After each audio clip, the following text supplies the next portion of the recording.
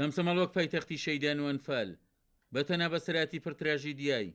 لێکەوتەی پرۆستەی شومی ئەنفالی لە خۆ نەگرتووە، بەڵکو لێرە و لەوێ و لە ناو خودی تراژیدیەکانیشدا ومێد و هیواکان سەریان هەڵداوەتەوە. وەکوونەوەیشی ئەنفال تاکو بەم ڕۆگەشتوین یعنی بە هەوڵ ماندووبوونی خۆمان توانیمانە بڕۆنامە بێنین و لە شوێنێکی ئەکادیمیا کارکەین و خزمەتی گەلی کورد بکەین. ئێمە بە هەوڵ ماندووبوونی خۆمان ناکرێژانی ناکرێت لە حاڵەتێکا ئێمە ئەبێ بڵێن حکوومەت، بەڵکو ئەبێ بە هەوڵ ماندووبوونی خۆمان ئێمە بەردەوام بین، چونکە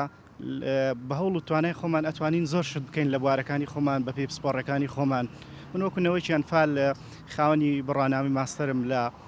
جوگرافیادا بێگومان ئێستا لە ئێستا مامۆستای زانکۆم و ینی بە هەوڵ و ماندووبوونی خۆم گەشتومەتەوە ئاستا بێگومان لە بوارەکەی خۆمانە ئەتوانین خزمەتی گەلی کورد بکەین و خزمەتی هەموو لایەک بکەین. ئێستا بەڕاستی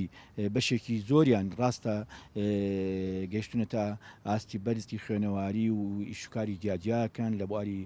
سەرمایە گوزاریاییشەکەن لە بواری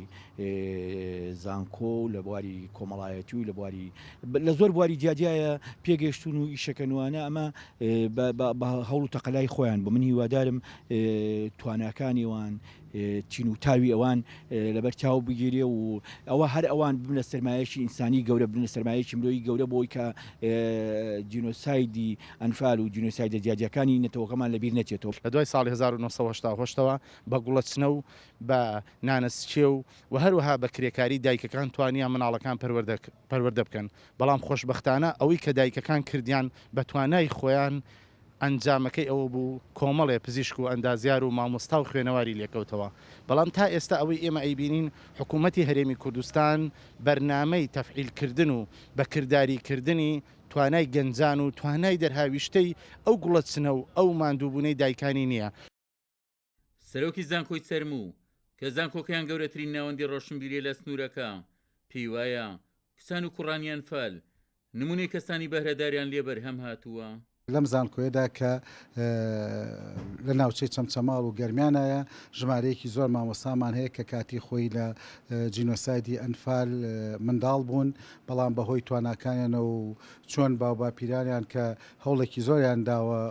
لە پێناوی کوردستانە شێر بن کە کوردستان بەهۆی هەوڵ و تێکۆشان و شێربوونی ئەوانە گەشتۆت ئەمە ئەستا ئەمانیش توانیوان لە ڕچکەی ئەوانەوە بڕۆن و توانیوانە شادێکی بەرز بێن. ئێستا زانکانی ئەمە کار دەکەن بە هەمان شێوە زانکۆی چەند بارکی سەشانی خۆی زانێ ئەوانەشی کە گەشتونت ئەو پلیان هێناوە ئێمە هەوڵمان داوە بیان نێرین بۆ دەروی وڵات. هەر لە ساڵی پارا بووە ئێمە 4 کەس لە منداڵانی شەهیدان و ئەنفالمان نادۆتە دەروی وڵات ماستەریان خوێنووە و لە ناوەی وڵاتیشدا توانیمانە چەند مەقعدێکی ماستەر دکتۆرا بۆ ئەو بەڕێزانە دابینکەنەوە لە ئێستاش بەردەوام بن. بەوتەی سەرۆکی زانکۆی سەرموو لە ئێستادا بەدەیان کچ و کوڕی پاشماوەی ئەنفال گەشتونەتە ئاستی باڵاو لە ناوەندە جیاجیەکانی حکوومەتی هەرێم